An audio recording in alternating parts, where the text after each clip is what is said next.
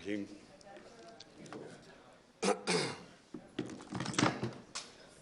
ایاک نعبد و ایاک نستعین. میں سارے اسپیکرز کو بڑے رسپیکٹفلی آپ سب کو ایڈمائر کرنا چاہتا ہوں. میں ایڈمائر اس لیے کرنا چاہتا ہوں کہ میں سمجھتا ہوں کہ آپ جہاد لڑ رہے ہیں. جہاد کی ڈیفینیشن کیا ہے؟ ظلم کا مقابلہ کرنا، ناانصافی کے سامنے اپنی آواز بلند کرنا. جو ساری انسانی تاریخ آپ اٹھا کے پڑھ لیں تو اس میں ہمیشہ قوموں کی زندگی میں وہ دور آتے ہیں جب انسانوں کو کنٹرول کرنے کی کوشش کی جاتی ہے. یہ جس کو ہم ڈکٹیٹرشپس کہتے ہیں، فیشزم کہتے ہیں، بادشاہت، یہ ساری جو آپ انسانی تاریخ دیکھیں تو کوشش یہ ہوتی ہے کہ انسانوں کو، جو اوپر بیٹھا ہوتا ہے بادشاہ یا ڈکٹیٹر، اس کی کوشش ہوتی ہے کہ انسان کی سوچ کو کنٹرول کر لے، اس کے اوپینینز کو کنٹرول کر لے، معاشرے کو کنٹرول کر لے. اور وہ کنٹرول کیوں چاہتا ہے؟ وہ معاشرے کی بہتری کے لیے نہیں چاہتا. وہ خود پوری پاور چاہتا ہے کہ وہ انسانوں کے اوپر راج کرے، بلکہ ایک چھوٹا خدا بننا چاہتا ہے، زمین کے اوپر ایک خدا بننا چاہتا ہے. اور انسانی تاریخ میں یہ بھی چیز ہے کہ زیادہ تر وہ معاشرے اوپر گئے ہیں جن میں آزادی ہو، آزادی رائے ہو، جو تنقید کو اجازت دیتے ہیں، جو حکمران کی اکاؤنٹیبلٹی کرتے ہیں، اس کا احتساب کر سکتے ہیں. اور یہ اگر آپ اسلام کی تاریخ پہلے دیکھ لیں، میں سب سے پہلے تو سے شروع کرتا ہوں کہ ریاست مدینہ کے اندر دو انسیڈنسز ہیں. ایک کہ حضرت علی رضی اللہ تعالیٰ ایک یہودی شہری سے کیس ہار جاتے ہیں کیونکہ قاضی ان کی گواہی قبول نہیں کرتا. اس سے دو چیزیں سامنے آتی ہیں. ایک تو مائنورٹیز، اقلیت کی کیا پوزیشن تھی اسلام میں؟ برابر کے شہری تھے. اور دوسری یہ کہ عام شہری بھی خلیفہ وقت کے سامنے کھڑا ہو سکتا ہے اور کیس جیت سکتا ہے. یہ آج بھی دنیا کے اندر آپ اگر کہیں بھی دنیا کے کوئی بھی ملک لے لیں، آج بھی یہ نہیں پاسبل.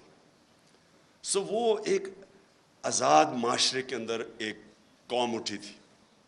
اور میں اس لیے لوگوں کو بار بار، کیونکہ بڑی بدقسمتی ہے ہمارے، میں جب ایچ ایس این کالج، میرے ماں باپ نے اتنا پیسہ خرچ کیا، میں جب وہاں سے نکلا تو مجھے اپنی تاریخ کا کوئی آئیڈیا نہیں تھا، مجھے اسلام کی تاریخ کا آئیڈیا نہیں تھا. وہ آہستہ آہستہ میری زندگی میں اپنے تجربے سے میں پھر اپنی زندگی ہمیشہ ایویلیویٹ کرتا رہتا ہوں، اپنی تنقید کرتا ہوں، اپنے آپ کو کوشش کرتا ہوں کہ اپنی غلطیوں سے سیکھوں. تو میں نے جب دو معاشرے، برطانیہ جدھر میں نے 20 سال گرمیاں گزاری اور پاکستان، تو میں دونوں معاشروں کو جب اینالائز کرتا رہتا تھا تو میں خود کئی چیزوں کے اوپر کئی نتیجوں میں پہنچا. تو وہ جو دور تھا 622 سے لے کے 632 تک، جب ہمارے نبی صلی اللہ علیہ وسلم مدینہ میں اور پھر دنیا سے گئے، اس کے اندر انہوں نے انسانوں کو آزاد کر دیا. یہ دیکھیں، یہ جو آزادی صحافت ہے نا، جو فریڈم آف ایکسپریشن ہے، اس سے بڑی یہ ایک حصہ ہے انسان کو آزاد کرنے کا. کیونکہ انسان کو ذہنی طور پہ جب آزاد ہوتا ہے تو وہی قومیں اوپر جاتی ہیں، وہ انسان بڑے کام کرتے ہیں، غلام کبھی بڑے کام نہیں کر سکتے. اس لیے علامہ اقبال، علامہ اقبال کی آپ شاعری پڑھیں تو وہ غلام مسلمانوں کو جگانے کی کوشش کر رہے تھے. خودی کو اور خودداری کو، جو ان کے کانسیپٹس تھے، وہ لوگوں کو جگا رہے تھے. کیونکہ غلامی جو سب سے بری ایک انسان کے اندر چیز کرتی ہے، اس کے اندر احساس کمتری ڈال دیتی ہے. مجھے تو بڑی اچھی طرح، ہم جب ایاز امیر کی طرح، ہم بھی پہلی جنریشن ہیں جو پاکستان میں بڑے ہوئے. آپ کو صرف میں غلامی بتاتا ہوں کہ یہ کیا ظلم کرتی ہے ایک انسان کے اوپر، اس کے پوٹینشیل کو کیسے ختم کرتی ہے. جمخانہ کلب ہوتا تھا، پنجاب کلب، سندھ کلب. آزاد ہوئے ہم 47 میں، 74 تک سندھ کلب کے اندر آپ پاکستانی کپڑے پہن کے نہیں جا سکتے تھے، آپ کو سوٹ پہننا پڑتا تھا. 74 تک. اور خیر سارے انگریزی بولتے تھے جس طرح کہ, اور میں نے بتایا اردو جب بولتے تھے تو بلاول کی طرح بولتے تھے. بارش آٹا اپنے وہ جب ویٹر سے بولتے تھے تو کہ ہم شرم آتی تھی اپنے آپ سے. سو یہ غلامی ایک انسان کے ذہن کو ادھر رکھ دیتی ہے کہ وہ اچھا غلام ہی بن سکتا ہے, ہم اچھے سوٹ ہی پہن سکتے ہیں, ہم اچھی انگریزی بول سکتے ہیں. لیکن جو ایکسپلوژن ہوئی تھی مسلمانوں کی, جب ہمارے دنیا کے سب سے عظیم لیڈر نے انسانوں کو ذہنی طور پہ فکری آزادی دی تھی, تو انہوں نے ہر چیز میں دنیا کی امامت کی تھی. سب 200-300 سال تک سارے سائنٹسٹ پاکستان مسلمان تھے. تو وہ جو میری کوشش ہے کہ یہ جو میں حقیقی آزادی کی بات کرتا ہوں, تو میں یہ چاہتا ہوں کہ میری قوم آزاد ہو, اور صرف آزاد قوم اوپر جائے گی. لیکن وہ قوم تب تک آزاد نہیں ہو سکتی جب تک پہلے تو ہم اپنے معاشرے کے اندر یہ جو آزادی رائے اس کو انڈرسٹینڈ کریں. مجھے کہتے ہیں لوگ کہ جی آپ کے دور پہ تھے تو آپ نے پتہ نہیں کوئی سختیاں کی. پہلے تو میں یقین آپ کو دلاتا ہوں, میں نے کبھی مجھے آزاد میڈیا سے خوف نہیں ہوا. نہیں, اس کی وجہ ہے آپ ڈرتے تب ہیں, کیوں ڈکٹیٹرز ڈرتے ہیں, یا کیوں جب بھی کوئی اب دیکھ لینا مڈل ایسٹ کے اندر جو بادشاہ تھا وہاں کوئی آزادی رائے نہیں ہے. کیوں ہے؟ کیونکہ وہ کنٹرول چاہتے ہیں لوگوں کا. کرپٹ پولیٹیشنز, نواز شریف نے, مجھے ابھی بھی یاد ہے 97-98 میں ہوگا کہ وہ نجم سیٹھی کو اس نے تنقید کی اس کی کرپشن پہ, اس نے اس کو بند کر کے 3 دن مار پڑوائی. اور میں افسوس کرنے گیا تو ابھی یہ عمران ریاض بات کر رہا تھا, وہاں یہ نہیں انہوں نے کہا کہ مجھے بڑی پاکستانیوں سے کال آئی جب نجم سیٹھی کو اس نے مار پڑوائی نواز شریف نے. اس نے کہا مجھے سٹروپ ٹالبوٹ سے کال آئی ہے, امریکہ سے کال آئی ہے کہ جی بڑا ظلم ہو گیا. کیوں یہ ان کو خطرہ ہوتا ہے؟ کیونکہ انہوں نے کرپشن کی ہوتی ہے. جب کرپشن کی ہوتی ہے تو ان کو کنٹرول کرنا ہوتا ہے, اور یا پھر تم نے قانون توڑنے ہوتے ہیں. میں نے صرف مجھے ایک ایشو ہوتا تھا. دیکھیں, آزادی رائے کا مطلب یہ نہیں کہ آپ لوگوں کی توہین کریں, سلانڈر کریں. اب میں کیونکہ انگلینڈ میں نے کیس لڑا ہوا ہے عدالت کے اندر ڈیفیمیشن کا, تو وہاں تو اگر آزادی رائے ہے تو ساتھ پورا یہ بھی آپ کو چیک اور بیلنس ہے. آپ ہر کچھ کسی کی پگڑی نہیں اچھال سکتے, تو لوگوں کو موقع ملتا ہے کہ عدالت میں جا کے اپنی عزت بحال کرے یا ڈیفیمیشن کے کیس کرے.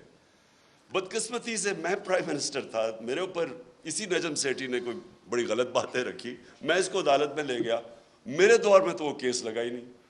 تو پرائم منسٹر کو ہی اگر انصاف نہیں ملتا تو بیچارے عام لوگوں کو کیا ملنا ہے.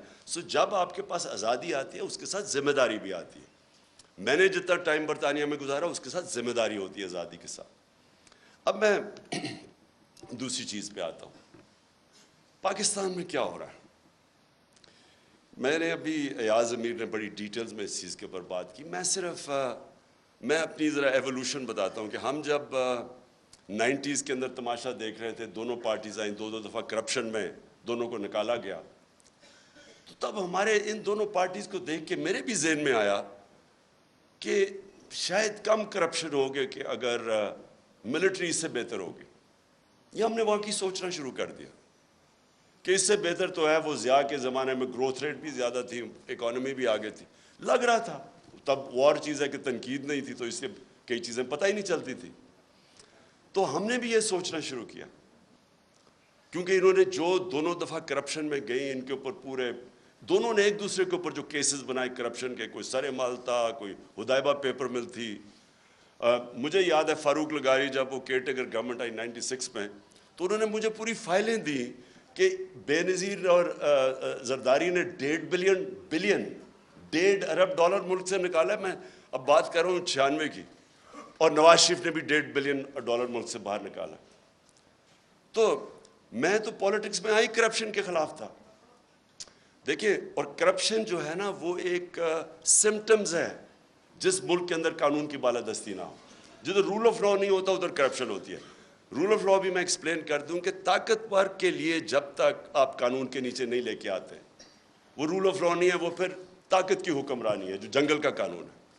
تو میں نے جب دیکھا کہ یہ دو باری لے کے آئے اور دونوں آ کے نواز شریف نے جتنی دیر میں پرائم منسٹر تھا اس سے کم ٹائم میں اس نے 17 فیکٹریاں بنا لی. 3 سال کے اندر 17 فیکٹریاں بنا لی اور گورنمنٹ بینکس سے قرضے لیے. اب یہ جو فرق کیا تھا، میں نے برطانیہ کا سسٹم دیکھا ہوا تھا، ان کی پارلیمنٹ دیکھی ہوئی تھی، ان کے پولیٹیشنز کے اوپر میں نے جو ان کے اوپر چیکس اور بیلنسز ہیں، جو ان کی اخلاقیات ہے وہ میں نے دیکھی ہوئی تھی. تو ہم چاہتے تھے ہمارا بھی ملک آگے بڑھے. انہوں نے آتے ساتھ ہی دونوں پارٹیز نے مل کے سب لگ گئے پیسہ بنانے کے لیے. تو میں آیا تھا کرپشن کے خلاف، اور آپ جب مشرف کا دور آیا تو مجھے یاد ہے جنرل امجد نے فائلیں دکھائی ان کی چوری کے اوپر، بتایا کہ انہوں نے کتنی کرپشن کی ہوئی ہے. اور ہم نے جنرل مشرف کی شروع میں سپورٹ اس لیے کی کہ ہم سمجھے کہ جنرل مشرف واقعی کرپشن ختم کرنے آیا ہے. وہ بعد میں پتہ چلا کہ وہ کرپشن کے نام پہ ہم سارے اس کی سپورٹ کر، وہ بھی پاور کے لیے آیا تھا.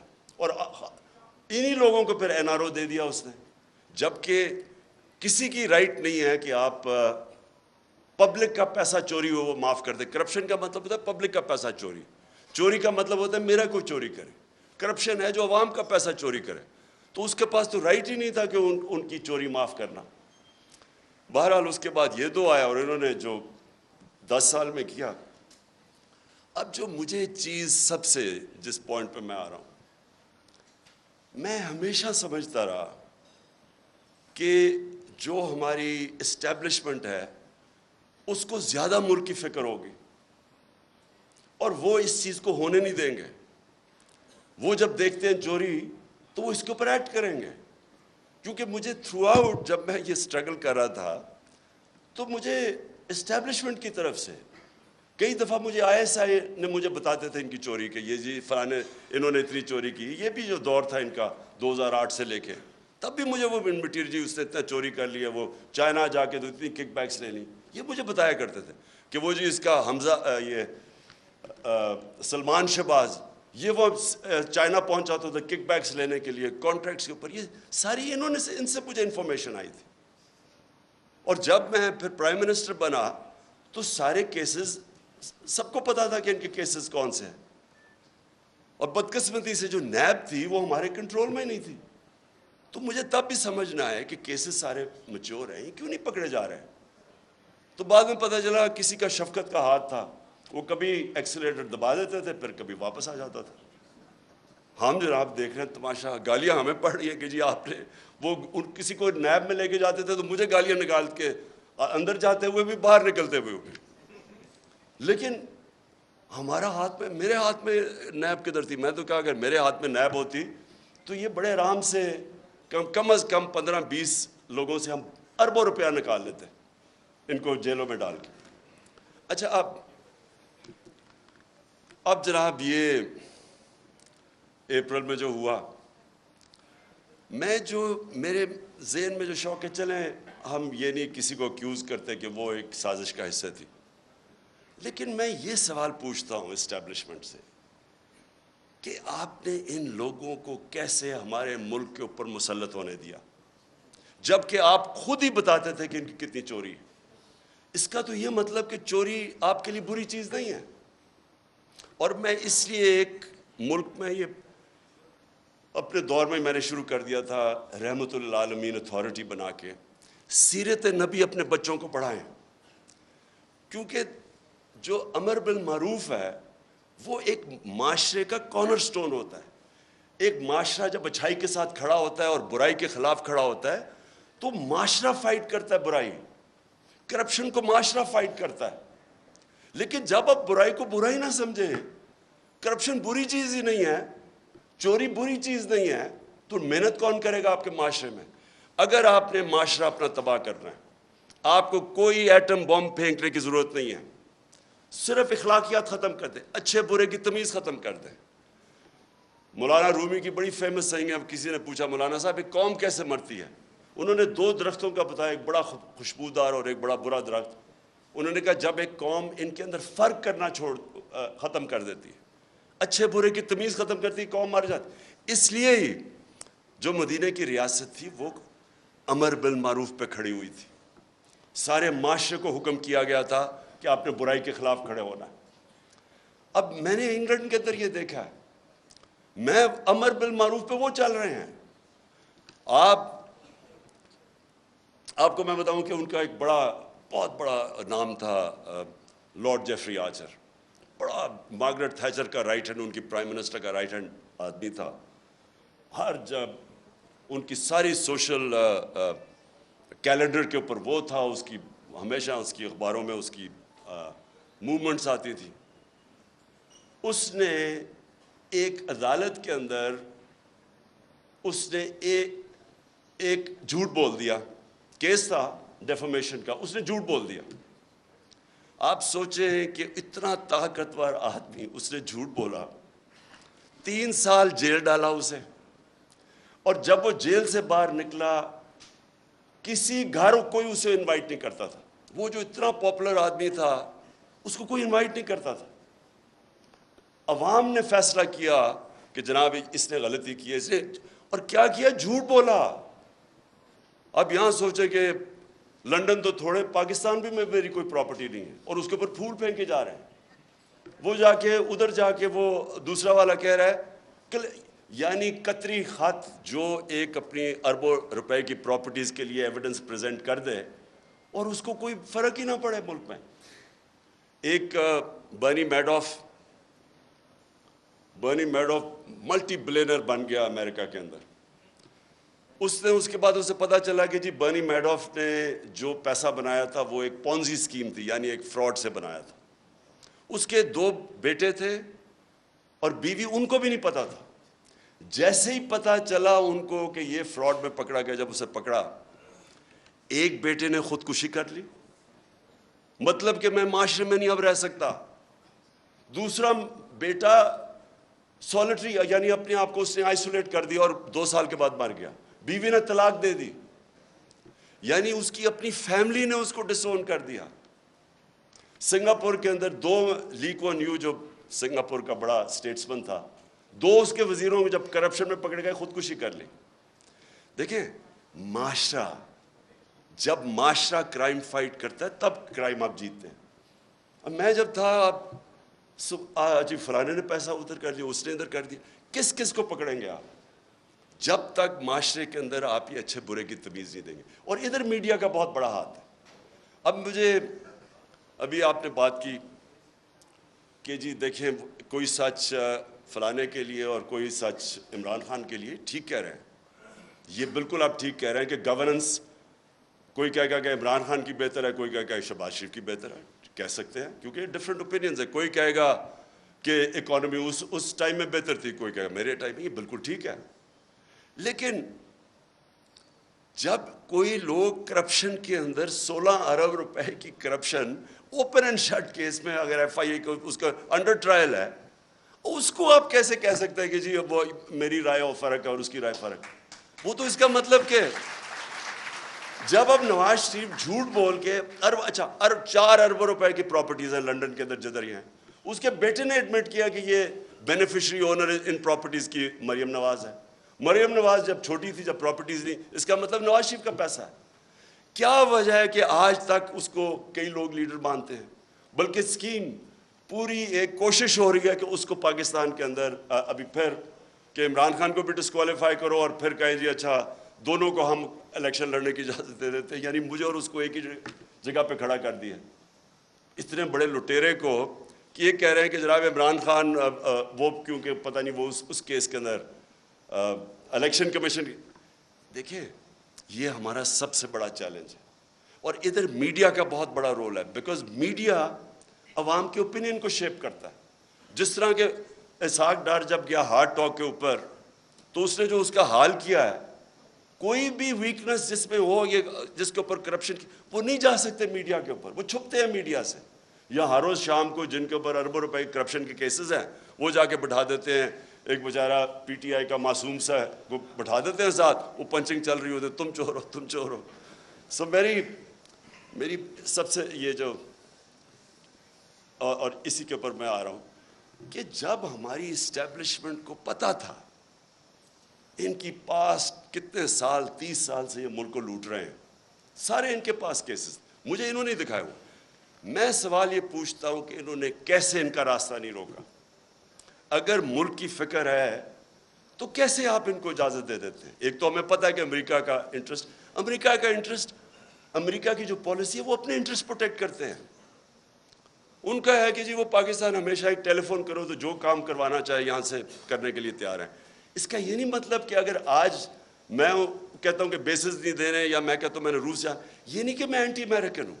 میں ان کا اپنا انٹرسٹ ہے، ہمارا کام ہے اپنے لوگوں کے انٹرسٹ پروٹیکٹ کرنا، یہ اینٹی نہیں ہے. لیکن ان کو اتنی عادت پڑی ہوئی ہے یہاں کہ یہ ہاتھ باندھ کے سامنے کھڑے ہو جاتے ہیں. تو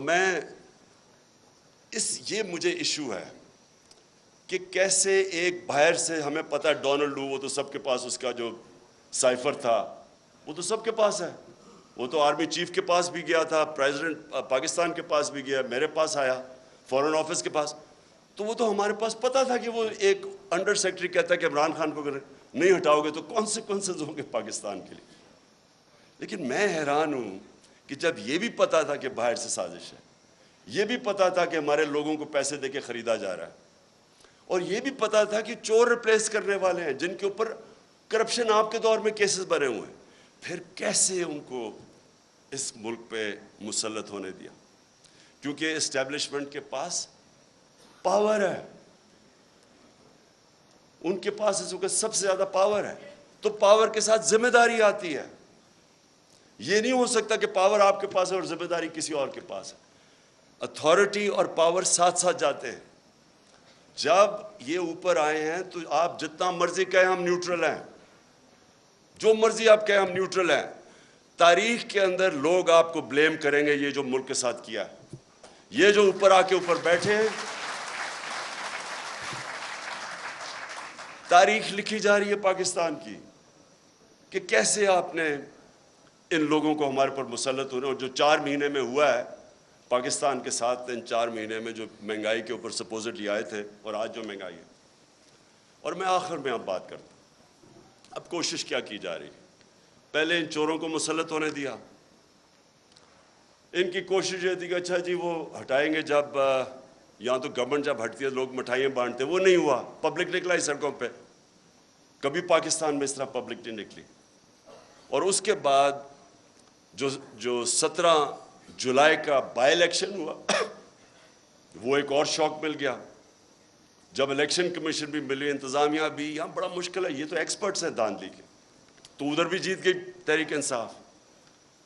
25 مئی کو انہوں نے جو ظلم کیا، اس کی کوئی مثال نہیں ہے کہ پاکستان گھروں میں رات کے 3 بجے جا کے عورتیں بچے بات دیکھ رہے ہیں، ان کے اوپر جا کے ان کو ذلیل کیا. دیکھیں آدمی اپنے اوپر تو چلو وہ لے بھی لیتا ہے، لیکن عورتیں بچوں کے رات میں 3-4 لوگ گھر گھسا ہیں تو ان کے اوپر کیا گزری ہوگی؟ خوف پھیلایا گیا، اس کے باوجود پھر سے اٹھ گئے. اور اب کیا فیز ہے؟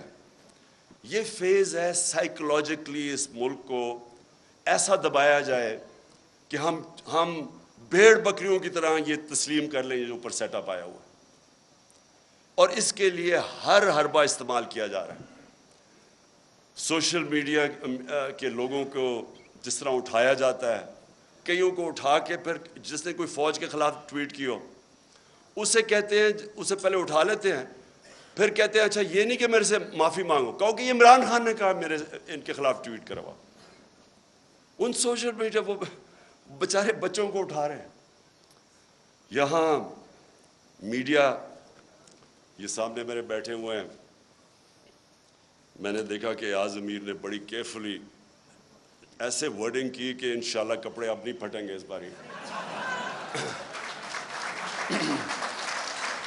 یہ ان کا فورن آفس کا ایکسپیرنس ہے، ڈپلومیسی. اور سمیع ابراہیم، عمران ریاض، اور مجھے بڑا افسوس ہے کہ ارشد شریف اب ارشد شریف جب سے میں وہ جانتا ہوں وہ ایک اپنی سوچ کا آدمی ہے, بہت ہی پیٹریوٹک, محب وطن پاکستانی ہے. وہ جو سمجھتا ہے کہ وہ ٹھیک لائن پہ ہے اس کو پڑ جاتا ہے, اور اس لیے اس کو لوگ دیکھتے ہیں کیونکہ ان کو پتہ ہے کہ وہ اس کا سٹانس کدھر ہے. اس جیسے آدمی کو دھمکیاں, گھر میں باہر گاڑیاں کھڑی, اس کو باہر جانا پڑا. صابر شاکر باہر چلا گیا, ARY کو بند کر دیا. ARY کا کیا قصور تھا؟ اگر شہباز گل سے اگر ایک جملہ نکل ہی گیا ہے جو کہ اس کو نہیں کہنا چاہیے تھا, جس کو غلط پرسیو کر سکتے ہیں, اس کے اوپر ARY کو کیسے بند کر دیا؟ وہ ARY کو اس جملے کی وجہ سے نہیں بند کیا گیا. ایسی باتیں کہہ بیٹھے نواز شریف اور مریم اور یہ جو ایاز صادق اور فضل الرحمان کیسی باتیں کہہ گئے فوج کے خلاف. ان کے لیے کبھی ایسی چیز نہیں ہوئی. اس بیچارے سے جو کیا ہے, مجھے تو پہلے 2 دن تو ہمیں پتہ ہی نہیں تھا اس کا. جب ہمارا وکیل مل کے آیا مجھے تو تب پتہ چلا اس بیچارے سے کیا کیا. یعنی کتنا بڑا جرم ہوگا کہ ننگا کر کے اس کو ٹارچر کیا انہوں نے. یعنی ایک انسان کی ڈگنیٹی کہ اس کو پہلے آپ ننگا کریں, پھر اس کو بری طرح اتنی مارا اور انہوں نے اس کے سر کے اوپر بند کر کے پتہ نہیں کہیں پھرایا. مینٹلی اسے اتنا ٹارچر کیا کہ وہ بالکل بریک کر دیا اس کو.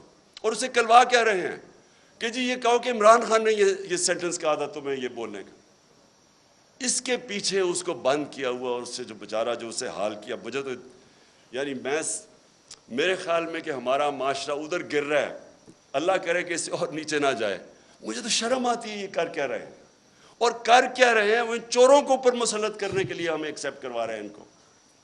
سب سے خوفناک چیز یہ ہے, اچھا کوئی بہت بڑا منصوبہ ہو, کوئی پاکستان کی بہتری ہو, چلے جی ہم یہ آپریشن بھی ٹالریٹ کر لیں. یہ چور جو 30 سال سے ملک کو پیسہ چوری کر رہے ہیں, 26 سال میں ان کے اگینسٹ جہاد کر رہا ہوں, ان کو ایکسیپٹ کروانے کے لیے میڈیا کا منہ بند, خوف پھیلا رہے ہیں, لوگوں کو ڈرا رہے ہیں, اور پھر آگے پلاننگ کر رہے ہیں کہ کسی طرح تحریک انصاف ٹوٹ جائے گی. ہمارے لوگوں کو کال کر رہے ہیں, ہمارے MNAs کو کال کر رہے ہیں, ہمارے سینئرز کو اپروچ کر رہے ہیں, خوف پھیلا رہے ہیں ان کے اندر. اور میں اس لیے آج ساری اپنی قوم کے سامنے کہنا چاہتا ہوں کہ دیکھیں یہ واقعی ایک پاکستان کا ڈیفائننگ مومنٹ ہے. میں پھر سے کہوں گا کہ آز امیر اور میں, ہماری وہ جنریشن ہے جو پاکستان کے ساتھ بڑی ہوئی ہے. میں نے کبھی اپنی قوم کے اندر یہ شعور نہیں دیکھا, ایسی بیداری نہیں دیکھی. فیملیز رات کے 12 بجے تک جلسے اٹینڈ کر رہی ہیں. میں جب انہوں نے جب 25 مئی کو یہاں ظلم کیا تو ہم بڑی وہ کنٹینر میں آہستہ آہستہ جب آ رہے تھے, صبح کے 6 بجے 7 بجے سڑکوں کے اوپر لوگ کھڑے ہوئے تھے, اور فیملیز اور بچے لوگوں نے اٹھائے ہوئے. یہ کوئی بھی, میں یہ چیلنج ان کو کرتا ہوں, آپ جو مرضی کر لیں, جتنا مرضی خوف پھیلا لیں, یہ جو اس وقت اس ملک میں بیداری ہے اور یہ جو قوم اٹھ رہی ہے, آپ کچھ بھی نہیں کر سکیں گے. آپ جو مرضی کر لیں, یہ قوم, یہ جو بیداری کا اور شعور کا جن ہے, یہ کبھی بوتل میں آپ واپس نہیں ڈال سکتے. اور جتنا آپ اس کے اوپر آپریشن کریں گے اور جتنا لوگوں کے اوپر ظلم کریں گے, اسے شہباز گل سے پوچھ رہے جی عمران خان کھاتا کیا ہے, پہلے تو اسے کہہ رہے ہیں کہ عمران خان کے خلاف سٹیٹمنٹ دو, پھر کہتے کھاتا کیا ہے. میں آپ سب کو بتانا چاہتا ہوں کہ یہ ایسے نہیں وہ پوچھ رہے کھاتا کیا ہے کہ ان کو میری ڈائٹ کی اتنی فکر نہیں ہے.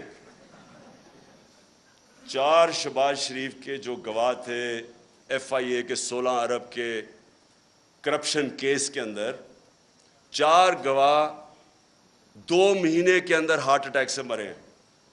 ان کو کھانے کا ہی پتا تھا کہ وہ کھاتے کیا ہیں. اس کا جو انویسٹیگیٹر تھا ڈاکٹر رضوان FIA کا, وہ ہارٹ اٹیک سے مرا. جو دوسرا انویسٹیگیٹر تھا اس کو ہارٹ اٹیک ہوا لیکن بچ گیا. اور یہ کھاتے کیا ہیں پتہ ہوتا ہے تو یہ پھر ان کو ان کو آگے پھر کیسے ان کو ٹھکانے لگاتے ہیں. تو میں یہ آخر میں اپنے نیوٹرلز کو پیغام دینا چاہتا ہوں. کیا آپ کو فکر ہے اس قوم کی؟ بالکل یاز امیر نے ٹھیک بات کی. آپ کو پتہ ہے ملک کدھر جا رہا ہے؟ کیا کسی ملک کی جو معیشت کا اس وقت حال ہے، کیا جب تک پولیٹیکل سٹیبلٹی نہیں آتی معیشت ریکور کر سکتی ہے؟ معیشت کیسے آپ کی ٹھیک ہوگی جب ایک ملک میں کسی کو واقعی نہیں پتا، مجھے نہیں پتا، کسی کو نہیں پتا کہ 1 مہینے 2 مہینے 3 مہینے میں کیا ہوگا.